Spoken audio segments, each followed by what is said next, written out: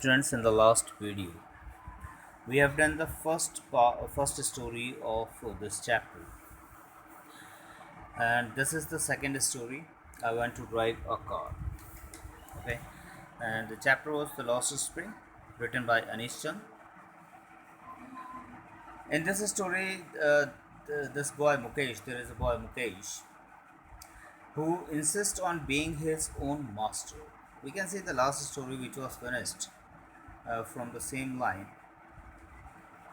The canister belongs to the man who owns the tea shop. Sahib is no longer his own master.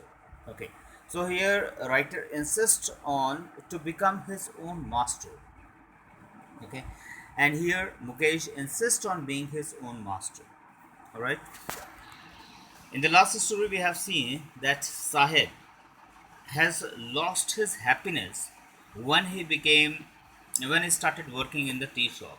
Okay, earlier when he was his own master, he was quite happy. Okay, maybe he was not getting a good amount of money, but even then, because he was his own master, so he was happy. And here also, writer insists on to become his own master in the second story also. So this Mukesh, he's a boy and he was living in Firozabad. Firozabad is in UP, Uttar Pradesh, and Firozabad is famous for its bangle industry. Alright. Mukesh belongs to such social category. Those people who were only involved in one business, that is bangle making industry. And he wanted to become a mechanic, car mechanic. Okay. Right now it's not a big deal to become a car mechanic for anybody. But at that time, this story was nearly about in 2001. It was written in 2001. Okay. And at that time, maybe it was not too difficult for anybody to become a car mechanic at any other place. But in Firozabad, for these people who are only involved in one thing, that is bangle making industry, because of the pressure from sahukars, policemen, and politicians, okay, uh, they never learn anything else apart from bangle making. Okay, that is why it was quite difficult for these people to do anything else apart from bangle making. Okay, that is why Anish Chand has uh, written this story, and he has written the title I Want to Drive a Car. Okay, let's go through it. Mukesh insists on being his own master. I will be a motor mechanic, he announces. Do you know anything about cars? I ask. I will learn to drive a car, he answers, looking straight into my eyes. His dream looms like a mirage amidst the dust of streets that fill his town Firozabad. Okay, here we can see the confidence of Mukesh. He wants to drive a car. He says that I want to drive a car. Okay, and here Anish Jung has doubt that whether he will become a motor mechanic or not. How she creates her doubt, that she says his dream looms like a mirage amidst the dust of streets that fill his town, Firozabad. Mirage, we all know, that is a confusion of mind, okay, which is not real, but it seems like that is there, okay, like water in desert. So that dream of Mukesh is also like a mirage in Firozabad. Every other family in Firozabad is engaged in making bangles. It is the center of India's glass blowing industry, where families have spent generations working around furnaces, welding glass, making bangles for all the women in the land, it seems. So in India, this is the only place where this industry is in such a large scale. And almost all the families who live there in Firozabad, they are either directly or indirectly involved in this business. Mukesh family is among them. None of them know that it is illegal for children like him to work in the glass furnaces with high temperatures, in dingy cells without air and light. That the law, if enforced, could get him and all those 20,000 children out of the hot furnaces where they slog their daylight hours, often losing the brightness of their eyes. Mukesh eyes beam as he volunteers to take me home. Okay, here Mukesh and along with him, nearly about 20,000 children. Of these families, they are involved in bangle making, and these children are working in a very tough condition. Okay, like uh, here, this writer has said here that like okay, um, in high temperature furnaces with high temperature in dingy cells without air and light. Okay, so there is a law, child labor law, according to which we cannot ask even our own children to work in such kind of conditions, in such a tough conditions.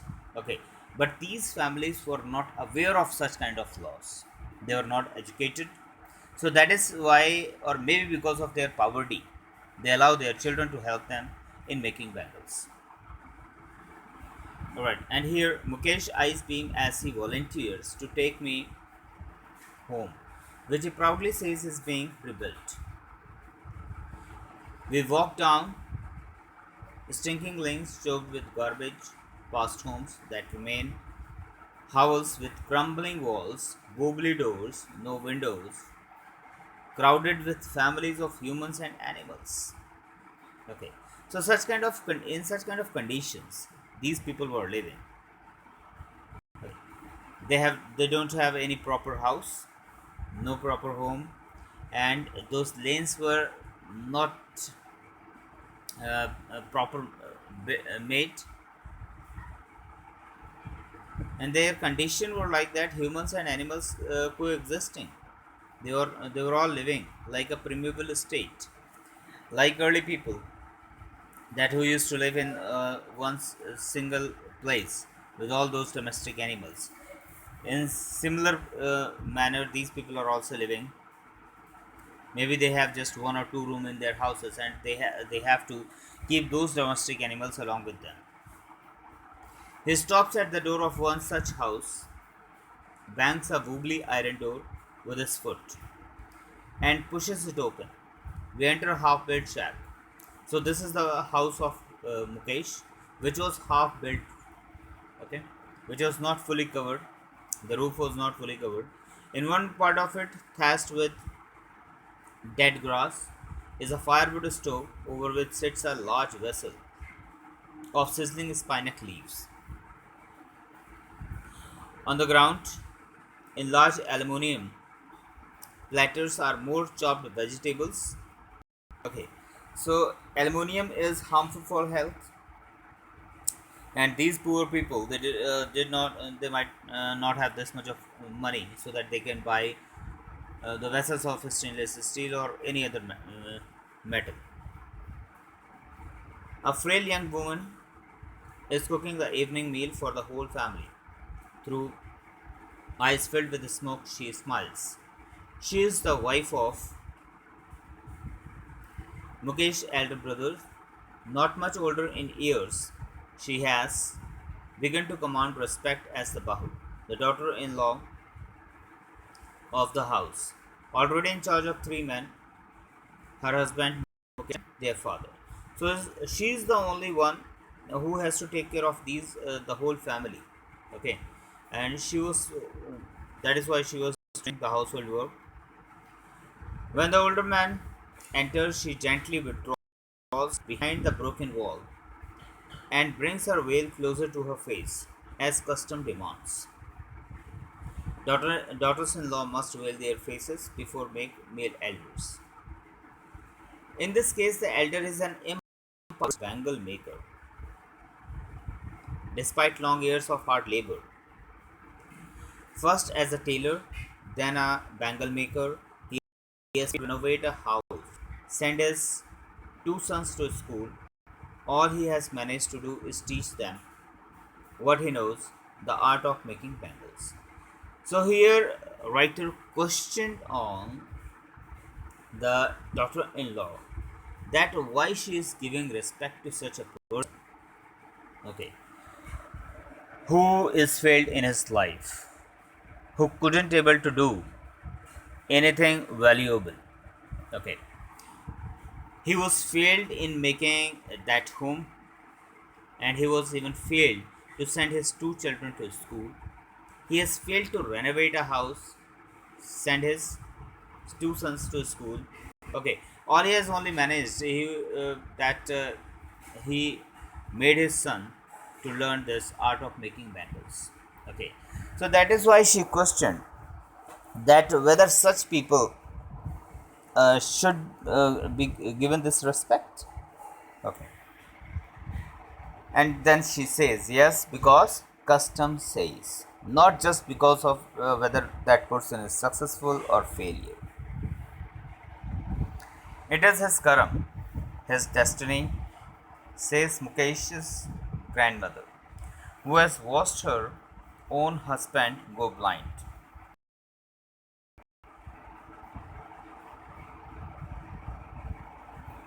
With the dust from polishing the glass of bangles. Okay, and she says, the grandmother says that it is only destiny because of their karma, and they cannot they cannot hide from their destiny. Okay, they have to they have to live their destiny. They have to face it. Glass of bangles can a God-given lineage ever be broken? So she thinks that this is a kind of job which is given by God, and that cannot be broken. We cannot do anything else from this world. Okay, so such kind of mentality these people have developed. It's maybe because they don't have the broad thinking ability. Okay, they cannot think anything apart from this bangle making, or maybe this is a kind of conditions which is created by policemen, saukars, and all those politicians who wants to make benefit.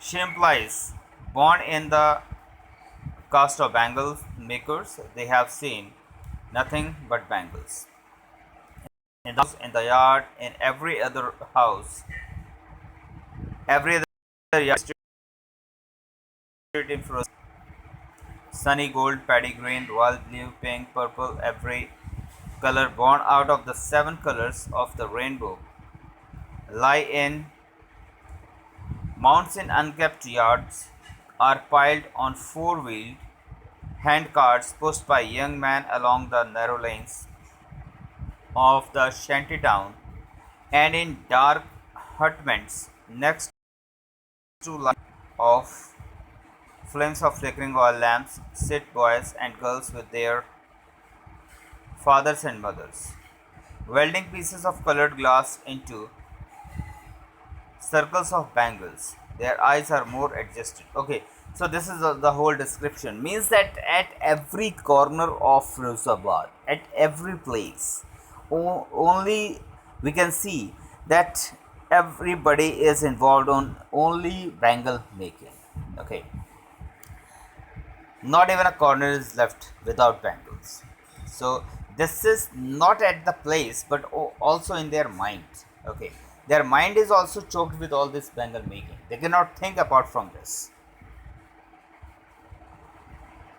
And there is eyes, and even the children, these children, their eyes are more adjusted to the dark than to the light outside, because these people have become habitual to work in dark place. That is why they often end up losing their eyesight before they become adults, and while they become adults they lose their eyesight. Savita, a young girl in a drab pink dress, sits alongside an elderly woman, soldiering pieces of glass as her hands machine. I wonder if she knows the sensitivity of the bangles she helps make. Okay, here there is a girl, uh, Savita. She's also working with the old woman, and she is helping to make the bangles. And here she questions, she writer questions that whether she knows the importance of bangles in anybody's life, because she was too young. She is too young. I wonder if she knows the sensitivity of the bangles she helps make. If it symbolizes an Indian woman's suhag, auspiciousness in marriage. It will dawn on her suddenly one day when her head is draped with a red, her hands dyed red with henna, and red bangles wrought on her. She will then become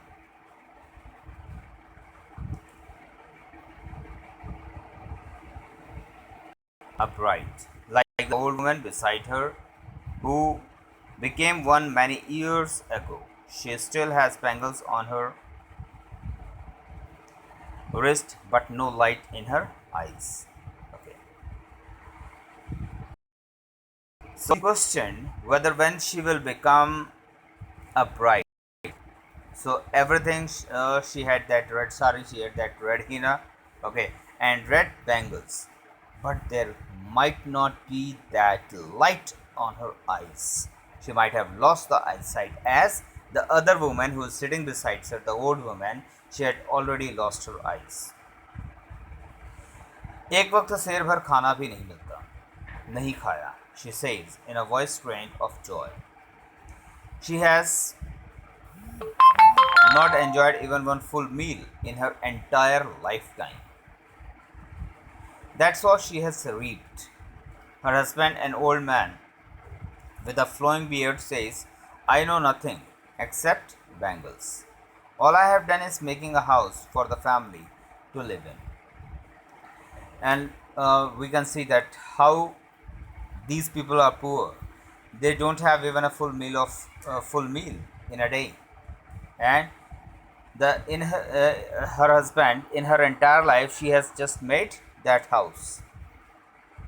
Hearing him, one wonders if he has achieved what many have failed in their lifetime. And number of other people who are living there, they couldn't even got success in making their own house. So he has a roof over his head. The cry of not having money to do anything except carry on the business of making bangles, not even enough to eat, rings in every home. They don't have enough money to make to start any other business. Okay, not even enough money to feed themselves and their family. The young men echo the lament of their elders. Little has moved with time, it seems, in Firozabad.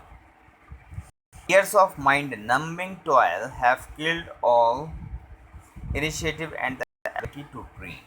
So this is years of mind-numbing toil. Okay, the kind of pressure from the politicians and other people which they have in their mind and on these society, these people. So they should not grow, they should not develop, these people should not develop, they should not get educated. Okay, so because of all these things, their minds are numbed. Why not organize yourselves into a cooperative?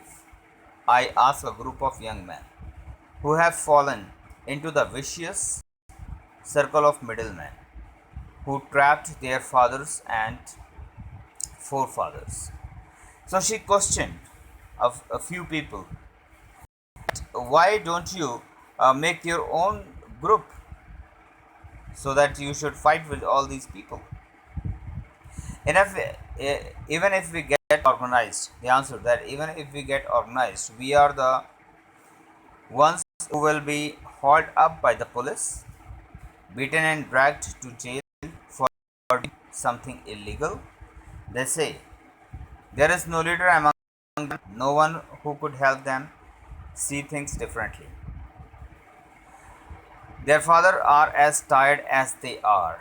Okay, these people say that they answer that they tried this, but because these people, other people like policemen and middlemen and politicians, okay, they don't want them to grow. So because of this, they always take such kind of actions like they put them into jail for doing something illegal. So that is why they don't dare to stand against these people. Their fathers are as tired as they are. They talk endlessly in a spiral that moves from poverty to apathy, to greed and to injustice. So they have number of complaints from these politicians and other uh, higher status people. Listening to them, I see two distinct worlds. One of the family caught in a web of poverty, burdened by the stigma of caste in which they are born. The other, this is one category. These people, whom she says that, writer says that, they are caught in the stigma of caste in which they are born. And the other, a wish of the sahukars, the middleman, the policeman, the keepers of law, the bureaucrats, and the politicians. All these people who are making benefit from these people. Together, they have imposed the baggage on the child that he cannot put down. And this is a kind of baggage because of their caste. These people, they cannot put down that baggage. Means they cannot leave this Bengal making industry, Bengal making world. Before he is aware, he accepts it as naturally as his father. To do anything else would mean to dare. And daring is not part of his growing up. So this is a kind of condition which is developed by all these people for this category, so that they cannot even dare, they cannot repel what these people are doing against them. When I sense a flash of it in Mukesh, but when she says that I have seen such kind of flash, I've seen such kind of daring in Mukesh, I am cheered, and she is happy for that. I want to be a motor mechanic. He repeats, he will go to a garage and learn, but the garage is a long way from his home. Okay, uh, this sentence, garage is a long way from his home, means might be there is a long distance, and this is also because he has to travel, he has to fight against number of people to learn this skill. But he says that I will insist. You also dream of flying a plane. He is suddenly silent. No. He says, starting at the ground, staring at the ground, in his small murmur that has